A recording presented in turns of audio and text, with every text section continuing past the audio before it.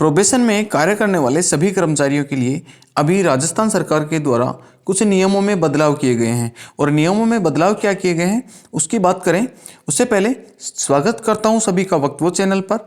और हाँ, मैं आपका अगर आप वक्त वो चैनल पर पहली बार हैं तो चैनल को सब्सक्राइब, बेल आइकन को ऑल पर प्रेस करें और साथ ही साथ अपने साथियों के साथ शेयर अवश्य से कीजिएगा।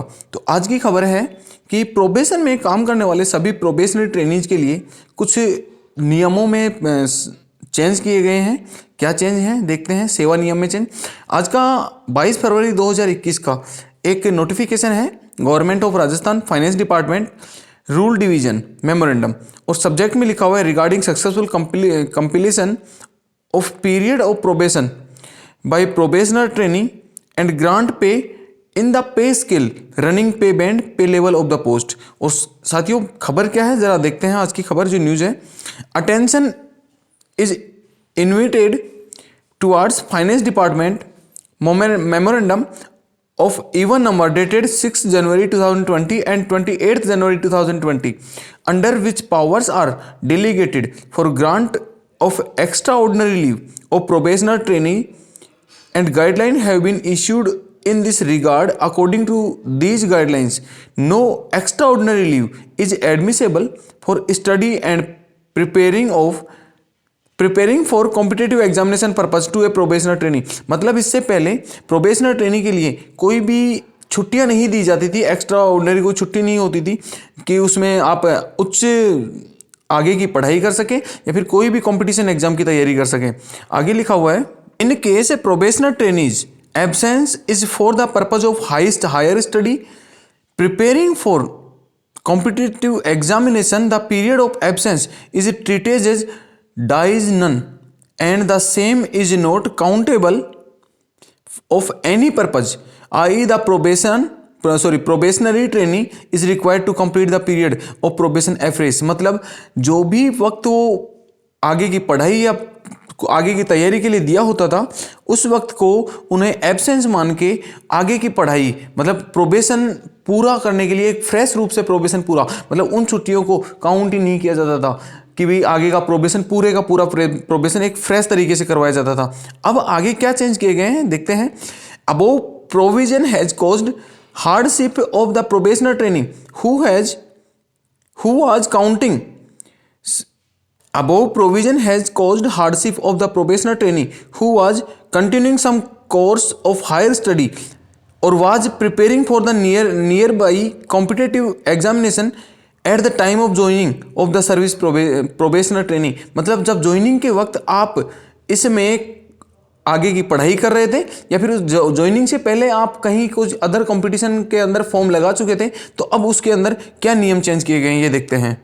तो आगे लिखा हुआ है, accordingly the matter has been considered sympathetically and the partial modification of aforesaid memorandum it has been decided that the probationer trainee who is continuing or any course of study or preparing for nearby competitive examination before joining the service as probationer trainee and applied for grant of extraordinary leave before proceeding on leave may be allowed extraordinary leave for the period। मतलब अगर आप आगे की पढ़ाई पहले से कर रहे थे या आगे की किसी भी आगे के एग्जाम के लिए फॉर्म अप्लाई कर चुके थे या किसी भी रूप से भाग ले चुके थे तो उसके लिए आप अपने छुट्टियां ले सकते हैं।